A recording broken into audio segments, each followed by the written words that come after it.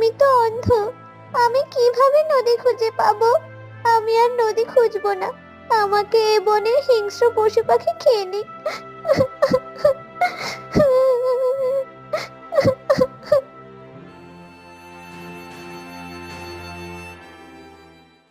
আরে, এটা তো রাজহাঁসের বাচ্চা।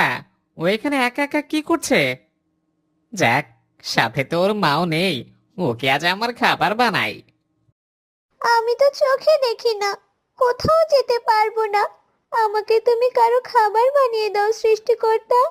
মা ভাই বোন থাকতেও অন্ধ হবার কারণে কারো ভালোবাসা পেলাম না। বেঁচে থেকে কি লাভ? আরে, এই বাচ্চাটা অন্ধ। যাক, তাহলে তো একে খেলেও ও বুঝতে পারবে না। তাহলে কি আমি তোমাকে খেতে পারি, রাজহাঁসের বাচ্চা? হ্যাঁ হ্যাঁ, তুমি আমাকে খেতে পারো, খেয়ে নাও।